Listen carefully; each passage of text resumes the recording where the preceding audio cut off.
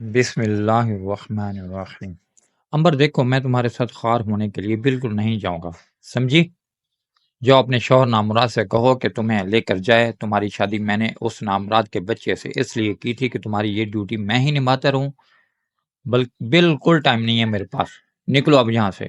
میں نے اپنی بہن کو کوڑا سا جواب دیا تھا، جو مجھ سے یوں تو صرف 1 سال بڑی تھی، لیکن ہر وقت دادی اماں بن کر میرے سر پر سوار رہتی تھی۔ کہنے لگی، شرم نہیں آتی تمہیں؟ کوئی بہنوئی کو یوں کہتا ہے؟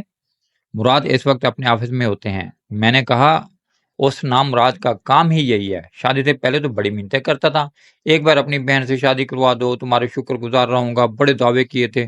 کم بخت نے اب کیا ہوا؟ میں نے تو سوچا تھا کہ تم سے میری جان چھوٹ جائے گی، لیکن نہیں، میری قسمت میں تو سکون ہے ہی نہیں۔ میں بری سی شکل بنا کر کہہ رہا تھا۔ کہنے لگی، شرم نہیں آتی تمہیں؟ احسان نہیں کیا تم نے کوئی؟ اور کون سا میں نے تمہیں پہاڑ کھودنے کے لیے کہہ دیا ہے جو اتنے نخرے دکھا رہے ہو؟ چلو جلدی سے پہلے مجھے چائے بنا کے دو، سر میں بہت درد ہے، اور اس کے بعد مجھے لے کر جاؤ۔ کچھ دیر تو میں نے اسے گھرتے ہوئے دیکھا تھا، لیکن آگے سے میرے گھرنے کو نظر انداز کر کے مجھے آنکھیں دکھانے لگی۔ کہنے لگی، حمزہ کے بچے، اٹھتے ہو یا جوتا اتاروں؟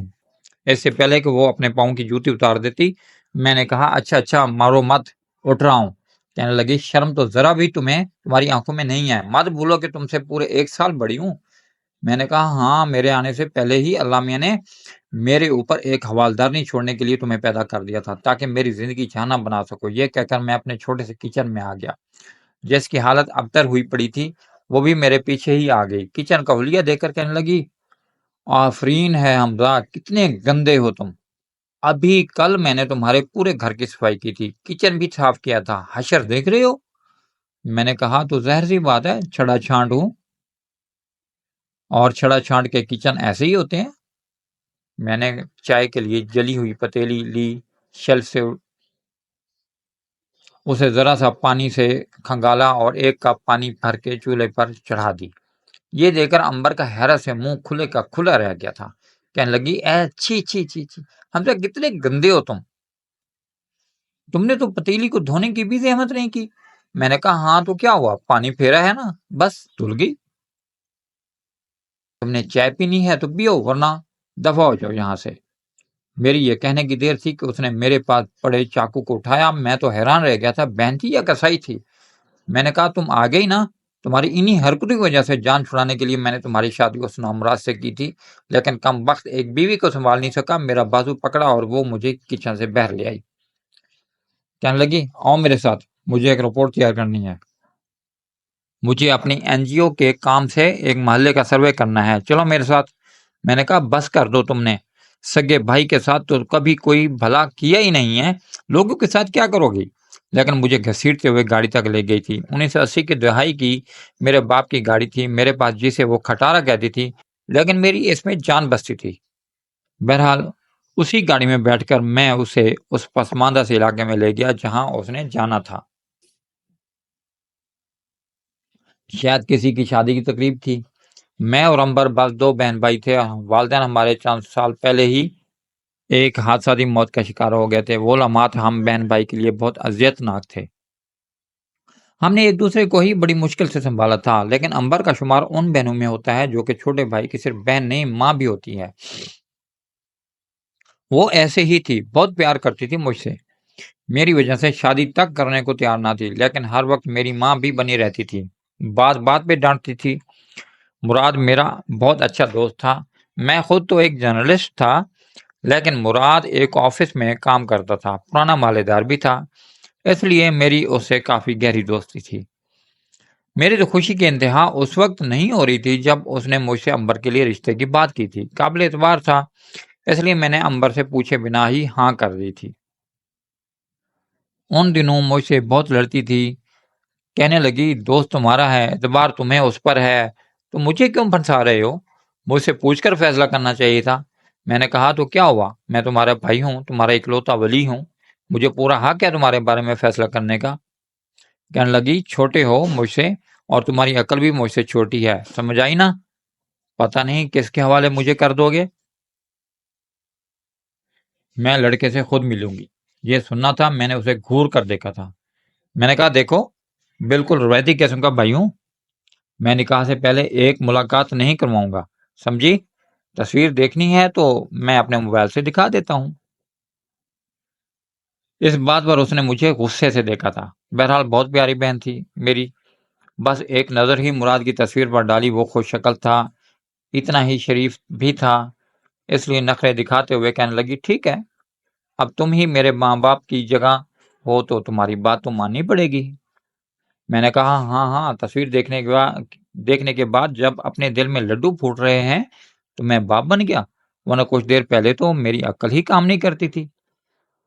میری بات سن کر وہ کچھ حیران ہوئی تھی۔ میں ہنسنے لگا، کہنے لگی، بڑے بے شرم بھائی ہو تم۔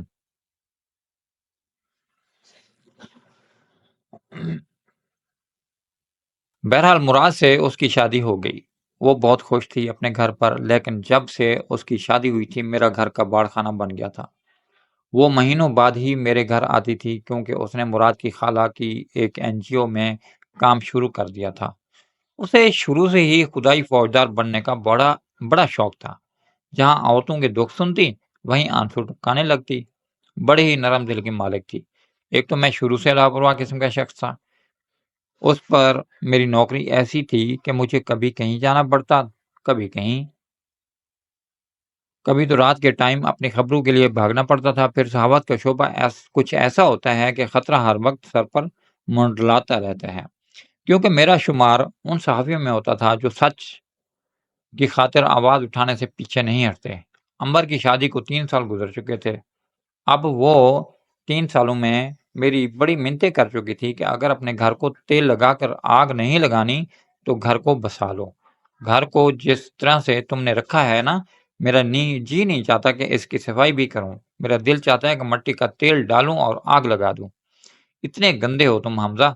جب وہ مہینے بعد گھر آتی تھی تو دھونے والے کپڑوں کا ڈھیر، برتنوں کا انبار اور گندے گھر کو دیکھ کر مجھے 100 باتیں سناتی تھی، اور کبھی کبھی تو میں اس کی باتیں سن لیتا تھا، لیکن کبھی کبھی کانوں میں روئی ڈال کر اپنے موبائل میں مصروف ہو جاتا۔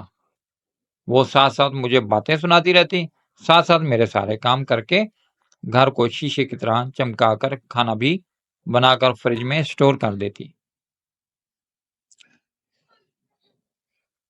رات کو جب مراد اسے لینے آتا تو رات کے 2 بجے تک میری اور مراد کی باتیں ختم نہیں ہوتی تھیں۔ بہت اچھا دوست تھا میرا، اسے کچھ بھی کہہ لو برا نہیں مناتا تھا۔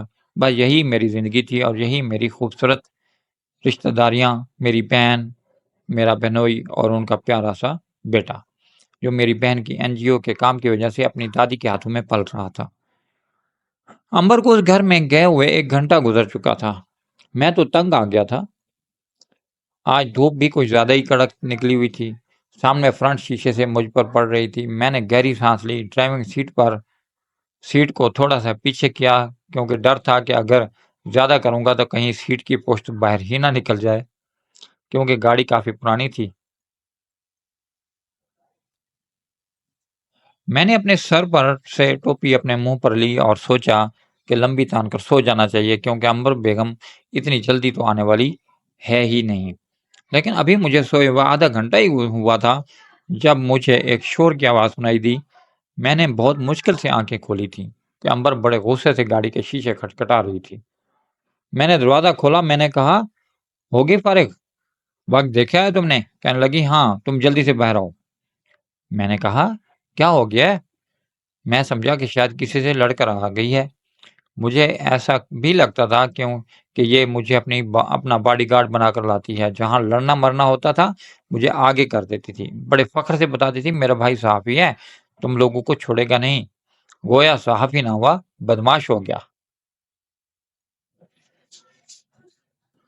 میں نے ایک لمبی سی سانس لی اور خود کو تیار کیا کہ چلو بیٹا حمزہ، تھوڑی دیر سی اپنی نوکری کا روب جھاڑ لیتے ہیں۔ یہ کہہ کے میں اپنی گاڑی سے باہر نکل آیا، سر پر ٹوپی تانی، اپنی شرٹ کو کچھ درست کیا اور کہا، چلو آؤ، اب کس سے لڑ لیا تم نے؟ کہنے لگی، آؤ تو۔ میرا بازو پکڑ کے مجھے اندر لے گئی۔ بڑے خرانٹ قسم کی عورت کھڑی تھی، کافی غصے میں تھی۔ سامنے ایک خوبصورت لڑکی دلہن بنی بیٹھی تھی جو روئے جا رہی تھی، اور ایک 60 سالہ بڈھا جو تقریباً نشے میں تھا، گلے میں پھولوں کا ہار پہنے، بڑے غصے سے امبر کو ہی دیکھ رہا تھا۔ کہنے لگا، لاؤ پیاز کے پیسے واپس کرو ورنہ میں اس لڑکی سے ہر صورت نکاح کروں گا۔ کہنے لگی سود خور انسان، یہ دیکھ رہے ہو نا، یہ میرا بھائی ہے، تمہاری ایسی خبر اڑائے گا کہ عزت کی دھجیاں اڑا کے رکھ دے گا۔ پھر مجھے کہنے لگی حمزہ اس کی تصویر کھینچو۔ میں نے فوراً سے اپنے موبائل آن کیا۔ وہ بوڑھا کچھ گھبرا سا گیا تھا، کہنے لگی اس پر صاف لکھ دینا کہ یہ سود کے ساتھ ساتھ ایک کم عمر لڑکی کی زندگی برباد کر رہا ہے۔ یہ سننا تھا کہ وہ بوڑھا فوراً سے گلے میں پہنا پھولوں کا ہار اتار کر گھر سے باہر نکل گیا، اور اس کے پیچھے کافی عورتیں مرد بھی گھر سے باہر جا چکے تھے جو شاید باراتی کے طور پر آئے تھے۔ دلہن بنی وہ لڑکی روئی جا رہی تھی، ساتھ میں شاید اس کی ماں تھی جو پھوٹ پھوٹ کر رونے لگی۔ کہنے لگی میری بچی کو تو کوئی پوچھے گا بھی نہیں، اس سے کوئی بھی شادی نہیں کرے گا، اور یہ شخص پھر واپس آ جائے گا۔ امبر ان کے پاس جا کر تسلی دینے لگی، کہنے لگی کہ آپ بے فکر رہیں، میں طیبہ کو بے آسرا نہیں چھوڑوں گی۔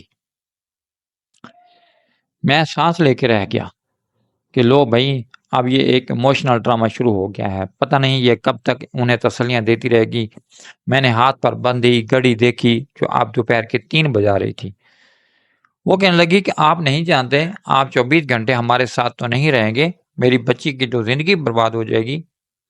امبر کہنے لگی ایسے کیسے برباد ہو جائے گی، میرا بھائی ہے نا، ابھی اس کا نکاح کرواؤں گی۔ یہ سننا تھا کہ مجھے حیرت کا جھٹکا لگا تھا۔ میں نے برجستہ امبر کی طرف دیکھا اور وہ آرام سے کھڑی کہنے لگی مولانا صاحب پڑھوائیے نکاح۔ میں تو یہ سن کر ہکا بکا رہ گیا تھا۔ اس سے پہلے کہ میرا بازو کھینچ کر مجھے مولانا کے پاس بٹھا دیتی، میں نے اسے اپنے قریب کیا، اس کے کان میں کہنے لگا تمہارا دماغ تو ٹھیک ہے نا، یہ کیا کر رہی ہو تم؟ کہنے لگی اس بچی کی عزت کا سوال ہے، تمہیں نظر نہیں آ رہا کہ کیسے سچویشن ہو چکی ہے؟ اگر لڑکی کا نکاح نہیں ہوا تو بڈھا پھر آ کر انہیں پریشان کرے گا اور اس لڑکی کی عزت خراب کر دے گا، کہیں کا نہیں چھوڑے گا۔ میں نے کہا اچھا اس لیے تم نے کہا کہ میں اس سے شادی کر لوں؟ امبر تم پاگل ہو گئی ہو؟ امبر کہنے لگی خدا کے لیے حمزہ منع مت کرو، سب کے سامنے میری عزت 2 ٹکے کی رہ جائے گی۔ میں نے کہا تم جانتی ہو کہ میں کسی اور کو پسند کرتا ہوں، بلکہ اسے محبت کرتا ہوں۔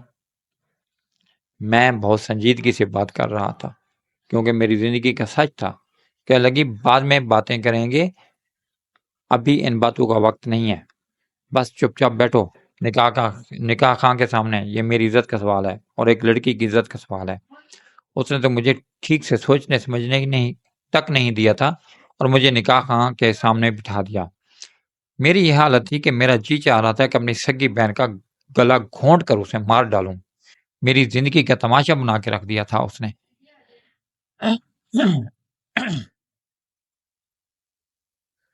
حالانکہ جانتی بھی تھی کہ وہ میرے لیے کیا اہمیت رکھتی ہے، میں کتنا چاہتا ہوں اسے۔ نکاح ہوتے ہی اس کی والدہ نے وہی پھولوں کا ہار جو اس بڈھے نے پہنا تھا اور وہ غصے سے اتار کر گیا تھا، میرے گلے میں پہنا دیا اور میری بہن کو دعائیں دینے لگی، گلے لگانے لگی۔ میں نے تو صرف نظر بھی اٹھا کے اس لڑکی کی طرف نہیں دیکھا تھا جو میری بیوی کے درجے پہ فیض ہو چکی تھی۔ وہ لڑکی رخصت ہو کر میری گاڑی میں آ کر بیٹھ گئی تھی۔ امبر اسے پچھلی نشست پر ہی لے کر بیٹھی تھی۔ میں جیسے ہی ڈرائیونگ سیٹ پر بیٹھا، میں نے وہ پھولوں کا ہار اٹھا کر پیچھے بڑے زور سے پھینکا تھا جو سیدھا امبر کے منہ پہ جا کر لگا تھا۔ میں اس قدر غصے میں تھا کہ بیان سے باہر تھا۔ وہ چپ تھی کیونکہ میرے غصے کا اندازہ لگا چکی تھی۔ اس کے ساتھ بیٹھی لڑکی جو دلہن کے لباس میں تھی سسکیوں سے روئی جا رہی تھی، لیکن مجھے اس کی کوئی بھی پرواہ نہ تھی۔ بڑے غصے سے میں اپنی پھٹیچر گاڑی تیز چلا رہا تھا۔ امبر بالکل خاموش تھی، جانتی تھی کہ اس وقت کچھ بھی بولے گی تو میرے ہاتھوں ذلیل ہو جائے گی۔ میری آنکھوں میں تو جیسے خون اترا تھا۔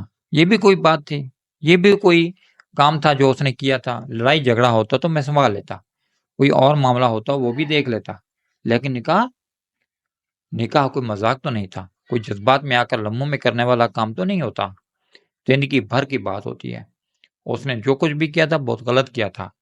اپنے گھر کے باہر گاڑی کھڑی کر کے میں نے فرنٹ ڈور کھولا اور کتنی قوت سے لات مار کر دروازہ بند کیا تھا اور خود گھر کے دروازے کا تالا کھول کر اندر چلا گیا تھا۔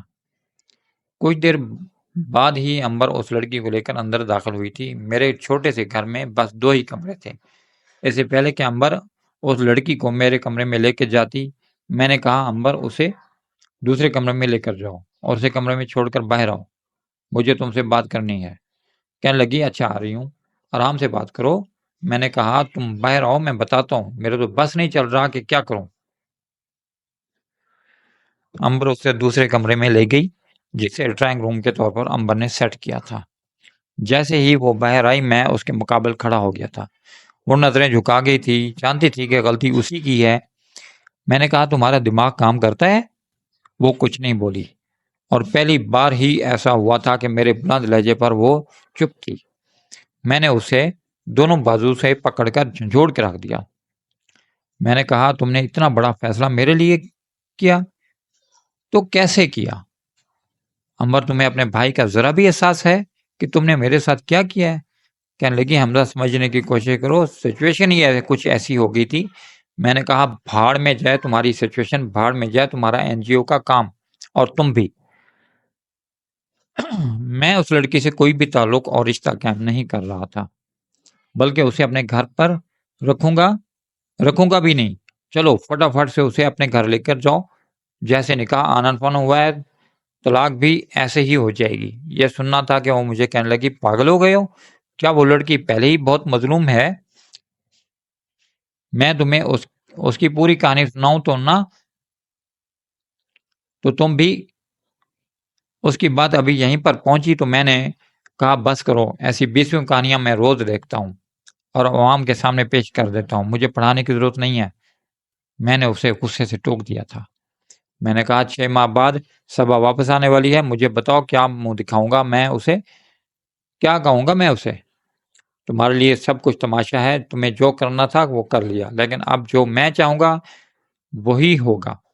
لے کے جاؤ اس لڑکی کو یہاں سے، اپنے گھر پہ رکھو۔ کہنے لگی ٹھیک ہے میں اسے لے جاتی ہوں اپنے گھر پہ بھی رکھ لیتی ہوں، لیکن پلیز فی الحال اسے طلاق مت دینا، میں سوچتی ہوں کچھ کرتی ہوں، اس کے لیے کوئی رشتہ تلاش کرتے ہیں۔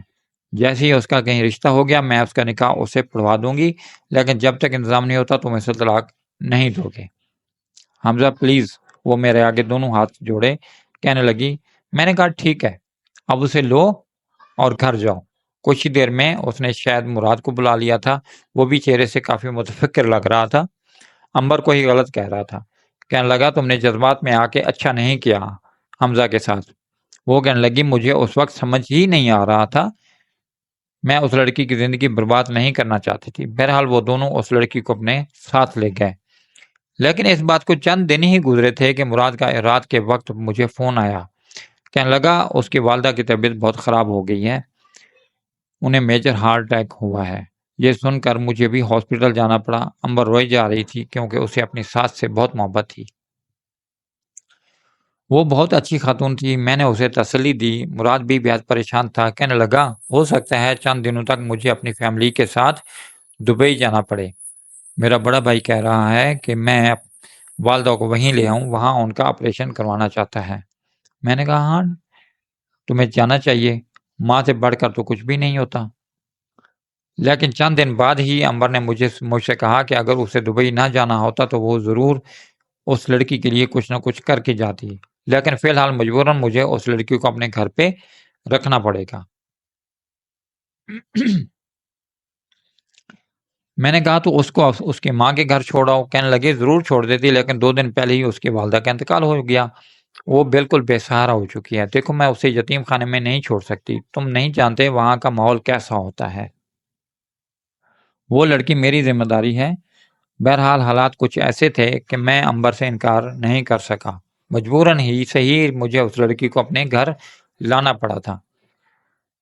میں نے اسے ڈرائنگ روم والا کمرہ دے دیا تھا، خود اپنے کام کے سلسلے میں باہر چلا گیا۔ گھر آیا تو گھر کا نقشہ ہی بدلا ہوا تھا، پورا گھر صاف ستھرا تھا۔ وہ کچن میں تھی کیونکہ وہیں سے شور کی آوازیں آ رہی تھیں، جیسے برتن دھونے کی۔ میں نے صبح سے کچھ نہیں کھایا تھا، اس لیے بھوک بھی شدید لگ رہی تھی، اس لیے سوچا کہ اسے کھانے کا کہہ دیتا ہوں، لیکن جیسے ہی میں کچن کے دروازے تک آیا میرے قدم وہیں رک گئے تھے، کیونکہ وہ بنا دوپٹے کے کچن میں کھڑی برتن دھو رہی تھی، شاید ابھی نہا کر آئی تھی کیونکہ گیلے لمبے بال اس کی کمر تک جھول رہے تھے۔ اپنے کام میں وہ اس قدر مگن تھی کہ اسے احساس تک نہ تھا کہ میں کھڑا ہوں۔ پہلی بار میری نظریں بے اختیار اس پر رکی تھیں اور پلٹنا بھول گئی تھی۔ حالانکہ میں کوئی اس قسم کا لڑکا نہیں تھا، لیکن واقعی خوبصورت لڑکی تھی۔ کچھ لباس بھی تھوڑا سا چست پہن رکھا تھا۔ میں نے نظر جھکا کر گلا ذرا سا صاف کیا تو میری آواز سن کر وہ بری طرح سے چونکی تھی۔ مجھے کچن کے دروازے کے پاس کھڑا دیکھ کر بکھلا کر رہ گئی تھی۔ جلدی سے اس نے کچن کے دروازے کے پاس لٹ کے اپنے دوپٹے کو کھینچ کر اتارا اور خود پر لپیٹ لیا۔ کہنے لگی، جی کہیے، کیا چاہیے تھا؟ کیا لہجہ تھا کہ بالکل سیریس، آواز بھی بڑی پیاری تھی۔ پہلی بار میں نے اس کی آواز سنی تھی، ورنہ تو سسکیاں ہی سنی تھی۔ میں نے کہا، جی کھانے کو کچھ مل سکتا ہے؟ کہنے لگی، جی میں نے کھانا بنا لیا ہے، آپ بتائیں کہاں رکھوں؟ میں نے کہا، یہیں صحن میں رکھ دو، میں ابھی ہاتھ منہ دھو کر آتا ہوں۔ میں اپنے کمرے میں چلا گیا۔ ہاتھ منہ دھو کر جب آیا تو وہ صحن میں رکھی تپائی پر کھانا رکھ چکی تھی۔ پھر فوراً سے ڈرائنگ روم میں چلی گئی۔ شاید اس دن میری اور امبر کی باتیں سن چکی تھی۔ میری ارادے سے بھی واقف تھی، اس لیے میرے سامنے نہیں آتی تھی، اور اچھا ہی تھا کہ نہیں آتی تھی، کیونکہ میں صرف صبا سے محبت کرتا تھا، جو کہ میری طرح جرنلسٹ تھی، لیکن مزید کچھ کورسز کے لیے اپنے ماموں کے پاس لندن چلی گئی تھی۔ بہت جلد اس نے واپس آ جانا تھا، شادی مجھے اسی سے کرنی تھی۔ میں نے کھانا کھایا اور اپنے کمرے میں چلا گیا۔ طیبہ میرا ہر کام کرتی تھی، گھر بھی صاف ستھرا تھا اور مجھے کچھ کرنا بھی نہیں پڑتا تھا۔ میرے کام کی نوعیت ایسی تھی کہ آج کل میں ایک ذمہ دار کے بیٹے پر رپورٹ لکھ رہا تھا، جس کی عیاشیوں کے بارے میں نے پردہ فاش کرنا تھا اور کافی حد تک کر چکا تھا۔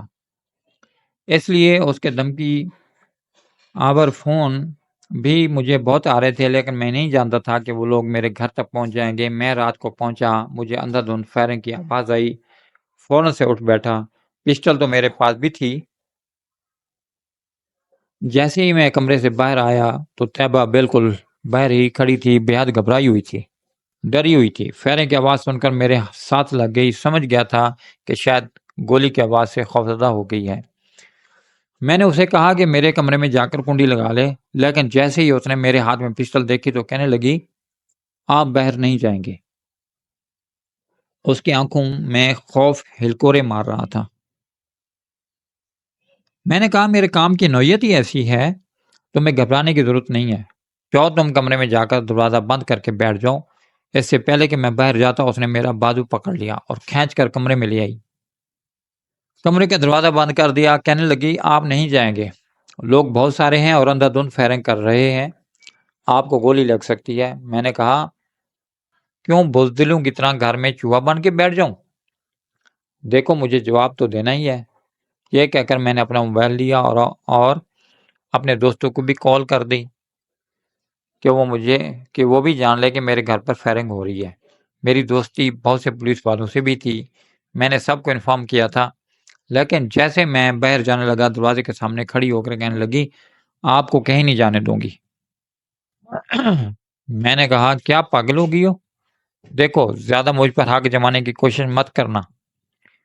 کہنے لگی، میں سب جانتی ہوں، فی الحال آپ میرے محسن ہیں، میں آپ کو نقصان پہنچنے نہیں دے سکتی۔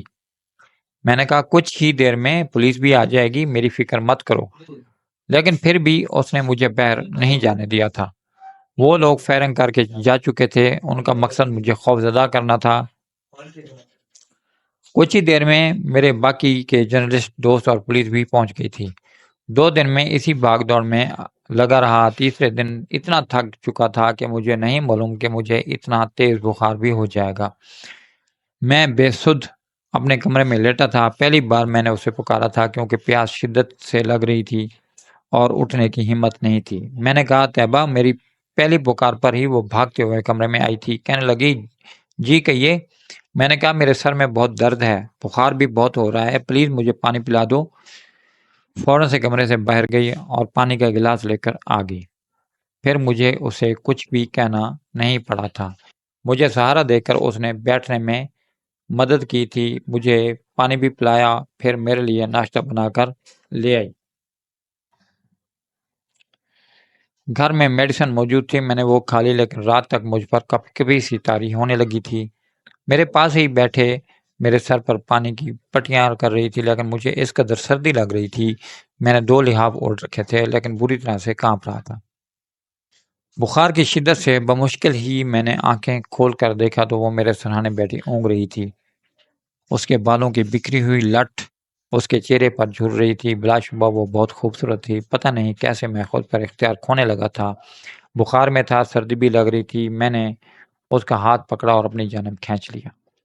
بری طرح سے اٹھی تھی، لیکن تب تک میری پناہوں میں آ چکی تھی۔ کہنے لگی، حمزہ آپ یہ کیا کر رہے ہیں؟ میں نے کہا سردی لگ رہی ہے۔ اس کے بعد وہ کچھ نہیں بولی۔ میری بے اختیاریاں بڑھنے لگی تھیں۔ پتہ ہی نہیں چلا کہ کب وہ سب ہو گیا جو میں کرنا نہیں چاہتا تھا۔ میرے حواس صبح ہی بحال ہوئے تھے۔ جب بخار کی حدت کچھ کم ہوئی تھی، میری آنکھ کھلی تو اسے اپنے پہلو کے ساتھ لگا دیکھ کر میں یکدم بوکھلا کر اٹھا تھا۔ میرے یوں اٹھ بیٹھنے پر اس کی بھی آنکھ کھل گئی تھی۔ میری تو یہ حالت تھی کہ اس سے نظریں نہیں ملا پا رہا تھا۔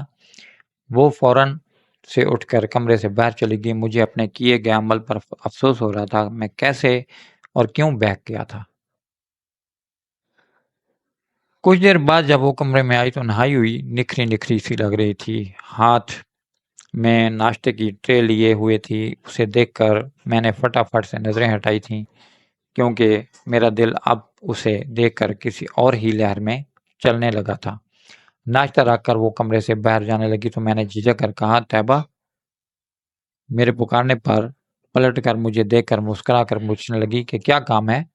میں نے کہا، ایم سوری، جو کچھ بھی رات کو ہوا غلط ہوا۔ دیکھو میں ایسا کچھ چاہتا نہیں تھا۔ شاید بخار میں سردی لگ رہی تھی تو میں الفاظ ہی ترتیب نہیں دے پا رہا تھا۔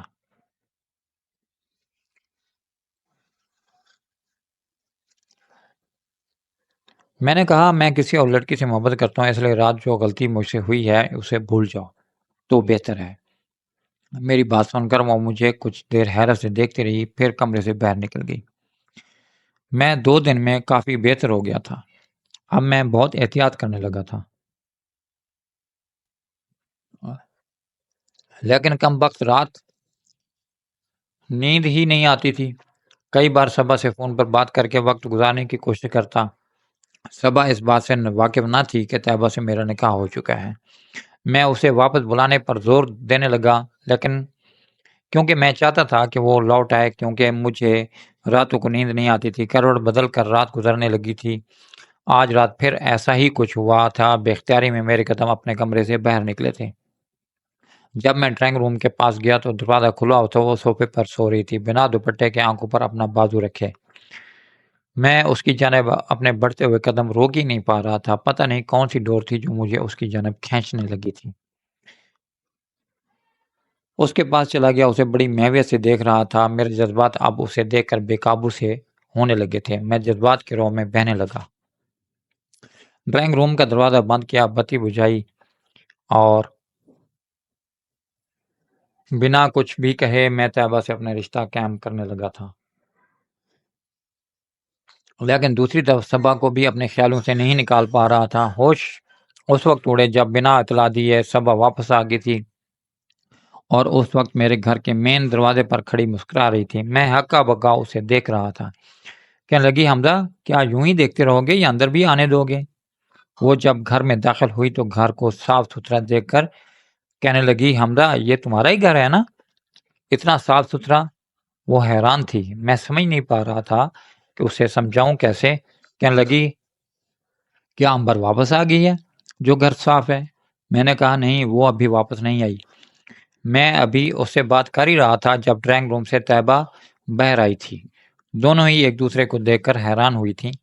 میں نے طیبہ سے کہا کہ یہ صبا ہے۔ صبا کا نام سن کر طیبہ کا چہرہ بجھ سا گیا تھا۔ صبا کہنے لگی، یہ کون ہے حمزہ؟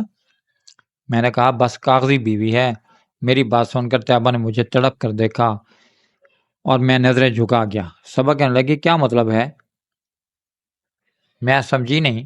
میں نے مختصر سی بات صبا کو بتائی تھی کہ امبر نے کیسے میری شادی زبردستی طیبہ سے کروا دی تھی۔ میں نے صاف جھوٹ بول دیا کہ میں نے اس لڑکی کو کبھی چھوا بھی نہیں ہے۔ یہ کہتے ہوئے میں صبا سے نظریں نہیں ملا پا رہا تھا کیونکہ جھوٹا تھا۔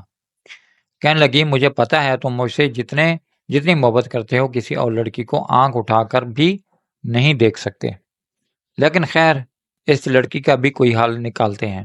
بات ختم ہو چکی تھی۔ صبا مجھ سے امریکہ کی باتیں کرتی رہی۔ ہم نے کھانا بھی ایک ساتھ کھایا تھا۔ رات کو جب وہ واپس چلی گئی تو طیبہ اس وقت کچن میں برتن دھو رہی تھی۔ میں کچن میں گیا تھا، سسکیوں سے رو رہی تھی۔ میری حالت یہ تھی کہ شرمندگی سے ڈوب مرنے کو جی چاہ رہا تھا۔ صبا کو میں کسی قیمت پر چھوڑ نہیں سکتا تھا کیونکہ ہم دونوں نے ایک دوسرے کو ٹوٹ کر چاہا تھا، اور بے خودی میں جو کچھ طیبہ کے ساتھ کر چکا تھا اس کا الگ افسوس ہو رہا تھا۔ یتیم سی لڑکی تھی، کیسے اسے بے سہارا کر دوں؟ میں ایک عجیب کشمکش کا شکار ہو کر رہ گیا تھا۔ طیبہ مجھے دیکھ کر میرے پاس آ گئی، کہنے لگی حمزہ آپ بے شک صبا سے شادی کر لیں لیکن مجھے طلاق مت دیجیے گا، اپنے اس کاغذی رشتے تک مجھے رہنے دیں جو آپ نے مجبوری میں مجھ سے جوڑا تھا۔ یہ کہہ کر وہ ڈرائنگ روم میں چلی گئی تھی اور میں صحن میں اپنا سر پکڑے بیٹھا تھا۔ میں جانتا تھا کہ صبا کبھی بھی طیبہ کو میرے ساتھ برداشت نہیں کر سکے گی۔ میرا دماغ چکرانے لگا تھا کہ اب کیا کروں۔ خود کو اس وقت کے لیے کوس رہا تھا جب بے خودی میں خود کو روک نہیں پایا تھا۔ چند دن خاموشی سے گزر گئے تھے۔ میں اب صبا سے روز ہی باہر ملتا تھا۔ ایک بار وہ مجھ سے کہنے لگی کہ میں نے طیبہ کا انتظام کر دیا ہے۔ میں نے اسے دیکھا، ہم لوگ ریسٹورنٹ میں کھانا کھا رہے تھے۔ صبا کہنے لگی میرا ڈرائیور ہے نا کرم دین؟ میں نے کہا ہاں، وہ 40 سالہ شخص تھا جس کی بیوی 1 سال پہلے ہی مر گئی تھی۔ صبا کہنے لگی وہ طیبہ سے شادی کر لے گا، تم اسے طلاق دے دینا۔ بڑے آرام سے صبا نے میرے مسئلے کا حل نکالا تھا، لیکن میرے حلق میں تو جیسے نوالا پھنس گیا تھا۔ میری بھوک مٹ کے رہ گئی تھی۔ میں نے کہا صبا وہ بہت کم عمر سے لڑکی ہے اور تمہارا ڈرائیور۔ میری بات یہی تک پہنچی تھی، وہ کہنے لگی حمزہ میں مزید کچھ نہیں سننا چاہتی۔ جب سے مجھے اس لڑکی کے بارے میں معلوم ہوا ہے مجھے چین سے نیند تک نہیں آتی۔ بے شک مجھے تم پر ٹرسٹ ہے لیکن پھر بھی میں یہ برداشت نہیں کر سکتی۔ بس اب یہ قصہ ختم کرو۔ کل ہی تمہارے گھر آؤں گی اور اس لڑکی کو اپنے گھر لے جاؤں گی، تم اسے طلاق دے دینا۔ عدت تو اس کی ویسے بھی نہیں بنتی کیونکہ نکاح ہوا ہے اور کچھ نہیں۔ میں چند دن بعد ہی اس کا نکاح کرم دین سے کروا دوں گی۔ میں اس وقت چپ ہو گیا، لیکن جب گھر آ کر طیبہ کو یہ سب بتایا تو وہ کہنے لگی آپ کو شرم نہیں آئے گی اپنی بیوی کا نکاح کسی اور سے کرواتے ہوئے؟ کیا واقعی میرا اور آپ کا رشتہ صرف کاغذی ہے؟ بولے حمزہ۔ میں چپ تھا، کیا کہتا؟ پھر وہ چپ ہو گئی، کہنے لگی ٹھیک ہے، جب آپ کے اندر غیرت نام کی کوئی چیز ہے ہی نہیں تو جو چاہے کریں۔ اگلے روز جب میں گھر گیا تو طیبہ گھر پر نہیں تھی۔ اسے گھر سے غائب دیکھ کر تو میری جان نکل گئی، پتہ نہیں کہاں گئی تھی۔ میں پورا دن دیوانوں کی طرح اسے ڈھونڈتا رہا۔ صبا کہنے لگی تم کیوں اس لڑکی کے لیے اتنا پریشان ہو؟ اچھا ہوا چلی گئی، جانے دو اسے۔ میں نے کہا صبا وہ بیوی ہے، کیسے جانے دوں؟ نہ جانے اس وقت کہاں ہوگی، بہت معصوم ہے، اسے دنیا کا اتنا پتہ نہیں ہے، کہیں کسی غلط ہاتھوں میں نہ لگ جائے، میری جان پر بنی ہوئی تھی۔ صبا کہنے لگی کہ حمزہ تم شاید بھول رہے ہو کہ وہ تمہاری صرف کاغذی بیوی ہے۔ میں نے کہا یہ کاغذی کچھ نہیں ہوتا، وہ میری بیوی ہے تو ہے، تم اگر اس کے ساتھ مجھے بانٹ سکتی ہو تو ٹھیک ہے، کر لو مجھ سے شادی، لیکن میں نہ تو طیبہ کو چھوڑوں گا نہ ہی اسے یوں گمشدہ رہنے دوں گا۔ میری بات سن کر صبا مجھے چھوڑ کر جا چکی تھی۔ رات 2 بجے تک میں طیبہ کو دیوانوں کی طرح ڈھونڈ کر تھک ہار کر گھر پہنچا تھا۔